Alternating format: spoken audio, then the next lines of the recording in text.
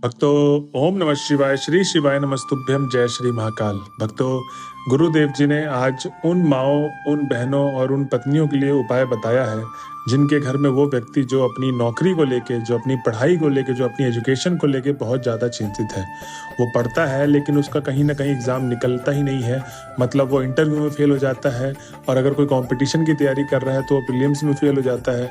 मतलब गुरुदेव जी ने आज जो उपाय बताए हैं, अगर आप उन उपायों को करती हैं, जितनी भी माएँ सुन रही हैं अपने बच्चों के लिए, तो आपका घर का जो बच्चा है, जो व्यक्ति है, जो बहुत ज़्यादा मेहनत करता है पढ़ाई में और जिसका मन भी नहीं लगता पढ़ाई में, आप उसको बोलते रहते हो कि बेटा पढ़ ले, और वो पढ़ता नहीं है, उसके बाकी कामों में सारा मन लगता है बट उसको पढ़ाई में मन नहीं लगता है, तो बस आपको ये उपाय कर देना है गुरुदेव जी के बताए, और आपके घर का जो व्यक्ति है वो ठीक हो जाएगा। जी हाँ भक्तों, कैसे करना है, कब करना है, क्या क्या करना है, सारा आज के उस उपाय में मैं आपको बताने वाला हूँ। पूरा ध्यान से सुनिएगा। 7 से 8 मिनट की वीडियो होने वाली है, क्योंकि ज्यादातर भक्त क्या करते हैं कि आधी अधूरे उपाय सुनते हैं और उस उपाय को करते हैं, और जब उस उपाय को करते हैं तो जब उनकी मनोकामना प्राप्त नहीं होती है तब वो गुरुदेव जी के वापस पास आते हैं और बोलते हैं कि हे गुरुदेव, हमने बहुत सारे उपाय किए बट हमारी मनोकामना प्राप्त नहीं हुई। तब गुरुदेव जी बोलते हैं कि आपने पूरा उपाय ढंग से किया ही नहीं होगा। तो भक्तों, मेरा बस आपसे यही दरख्वास्त है कि 7 से 8 मिनट की आज वीडियो होने वाली है, उसको आप पूरा ध्यान से सुने और ध्यान से करें। ठीक है, वीडियो में चलते हैं आगे। जो भी कोई हमारे चैनल पहली बार आए हैं और जिस किसी ने मेरी आवाज पहली बार सुनी है तो चैनल कर ले सब्सक्राइब और बेल नोटिफिकेशन को ऑन कर ले, जिससे गुरुदेव जी की आने वाली अपकमिंग वीडियोस आपको मिलती रहे। तो भक्तों, सबसे पहले तो मैं आपको बताऊंगा उपाय कि जिस घर में जो बच्चा है किसी कंपटीशन एग्जाम की तैयारी कर रहा है, जैसे प्रीलिम्स हो गया, मेंस हो गया, या बैंक की तैयारी कर रहा है, कोई भी सरकारी नौकरी की तैयारी कर रहा है, तो उसके लिए आपको क्या उपाय करना है। सबसे पहले तो इस उपाय में सबसे पहले तो आपको करवाना क्या है कि जो व्यक्ति के लिए आप उपाय कर रहे हैं उससे ही ये उपाय करवाना है। गुरुदेव जी ने बोला है कि कई उपाय ऐसे होते हैं जिसमें वो व्यक्ति का होना बहुत जरूरी होता है, जिसके लिए आप वो उपाय कर रहे हैं। तो सारी माताएं सुन लें कि अपने बच्चों को भी साथ में लेके जाना है। जो मैं उपाय आपको बता रहा हूँ वो करना है। ठीक, इसमें आपको चाहिए 71 चावल के दाने। ठीक, 71 चावल के दाने जो आप लेंगे वो कहीं से टूटे फूटे खंडित ना हो। 71 चावल के दाने आपको ले लेने हैं। ठीक, उसके बाद आपको क्या करना है, समी पत्र लेना है। अब समी पत्र कैसे, समी पत्र जो छोटे छोटे पत्ते होते हैं, मतलब एक तो पूरी डंडी में समी पत्र लगा होता है और डाली में, एक तो पूरे डाली में समी पत्र लगा होता है। एक एक पत्ता जो छोटा छोटा पत्ता होता है समी पत्र का, वो आपको ले लेने हैं 7 से 8। ठीक, उसके बाद आपको अगर समी पत्र नहीं मिल रहा है तो गुरुदेव जी ने बोला है कि लौंग ले लेने हैं। कितने लौंग लेने हैं? 7 लौंग, फूल वाले लौंग ले लें, कहीं से खंडित ना हो। आपको 7 लौंग ले लेने हैं।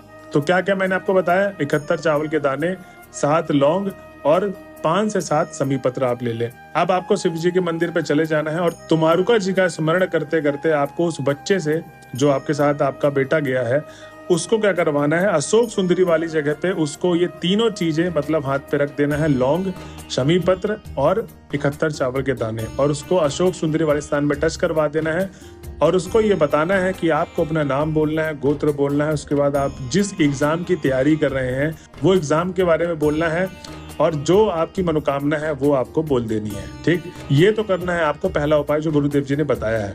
अब इस उपाय को करना कब है, तो भक्तों ध्यान रहे, इस उपाय का जो दिन बताया है गुरुदेव जी ने वो रविवार के दिन बताया है। रविवार के दिन आप ब्रह्म मुहूर्त के सुबह उठ के भी जा सकते हैं, शाम के समय भी जा सकते हैं। बस आप दोपहर के समय पे इस उपाय को ना करें, सुबह और शाम के बीच में कभी भी इस उपाय को आप कर सकते हैं। अब चलिए चलते हैं हम अपने अगले उपाय की तरफ जो गुरुदेव जी ने बताया है। जिसके घर में जो बच्चा नौकरी की तैयारी कर रहा है, किसी न किसी चीज के कारण निकल जाता है, तो इसके लिए गुरुदेव जी ने उपाय बताया। इसमें सबसे पहले तो आपको क्या करना है, प्रदोष काल के किसी भी दिन, किस दिन, प्रदोष काल के किसी भी दिन आपको ये उपाय करना है। अब इसमें चाहिए आपको क्या क्या, 2 बेलपत्र जो खंडित नहीं होने चाहिए। गुरुदेव जी बताते हैं कि महादेव का जो सबसे प्रिय है वो बेलपत्र है, तो आप बेलपत्र खंडित ना चढ़ाएं उनको, आपको एकदम साफ सुथरा ताजा बेलपत्र चढ़ाना है। कितने? 2। अब भक्तों, जो बेलपत्र का जो चिकना वाला हिस्सा होता है, आपने देखा होगा, एक तो उल्टा हो गया, एक सीधा हो गया, तो जो चिकना वाला हिस्सा होता है उसमें आपको घर में ही लाल चंदन लगा देना है। तीनों जो पत्ते होते हैं, तीनों पत्तों में आपको लगा देना है। तो 2 बेल पत्र आपने ले लिए, उनके तीनों पत्तों में आपने लाल चंदन लगाना है। उसके बाद आपको क्या करना है, बेल पत्र अपने हथेली में रख लेना है। ठीक, और जैसे आप किसी से नमस्कार करते हो वैसे आप दूसरे हथेली से उसको बंद कर ले, मतलब जैसे नमस्कार करते हो वैसे आपने हाथ जोड़ लेना है, और हाथ जोड़ के सीधे आपको चले जाना है शिव जी के मंदिर पर। और अब क्या करना है, शिव जी के मंदिर पर जब आप चले जाएंगे तो वहां पर आपको एक मंत्र का उच्चारण करना है, श्री शिवाय नमस्तुभ्यम। किसका? श्री शिवाय नमस्तुभ्यम।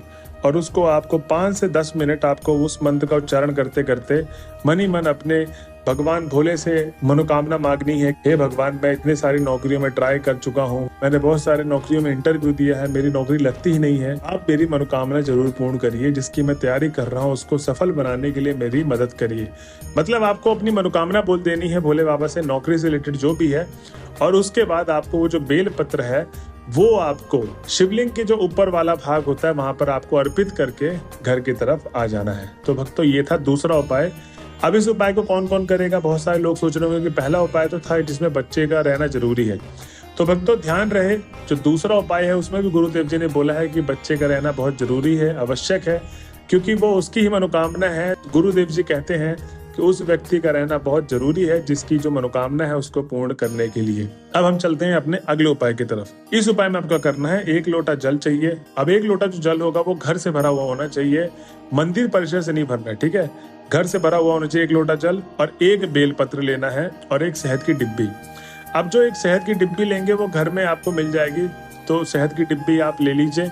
ध्यान रहे किचन वाली झूठी डिब्बी ना लेके जाए, जो पूजा में रखी रहती है वो वाली शहद की डिब्बी ले। और 1 बेल पत्र, जैसे मैंने बोला था, कटा पीटा ना हो, ठीक? अब आपको क्या करना है, शिव जी के मंदिर पे चले जाना है। अब जब आप शिव जी के मंदिर पे पहुंच जाएंगे तो आपको क्या करना है, जो 1 लोटा जो जल लेके गए थे उसको सबसे पहले आधा समर्पित करना है। अब क्या करना है, जो 1 बेल पत्र लेके गए थे उसके बाद क्या करना है, आप जो बेल पत्र लेके गए थे उस पे सारे भागों में, मतलब 3 पत्ते होते हैं 1 बेल पत्र में, तो तीनों भागों में आपको शहद लगा देना है। और जहां से जलाधारी आ रहा होता है वहां पर आपको उस बेल पत्र को चिपका देना है शिवलिंग से। अब उसके बाद आपको क्या करना है, जो आधा लोटा जल बचा था वो आपको समर्पित कर देना है। और उसके बाद आपको अपना नाम और गोत्र बोलते हुए अपनी मनोकामना बोल देनी है कि हे बाबा, आज मैं आपके समक्ष आई हूँ या आया हूँ, मेरे घर का ये व्यक्ति बहुत ज़्यादा पढ़ाई करता है, बहुत ज़्यादा परिश्रम कर रहा है, लेकिन इसकी नौकरी उसको सफलता नहीं मिल रही है, तो आप इसमें कृपया करिए और इसकी जो नौकरी है उसको लगवाने में हेल्प करिए, मदद करिए।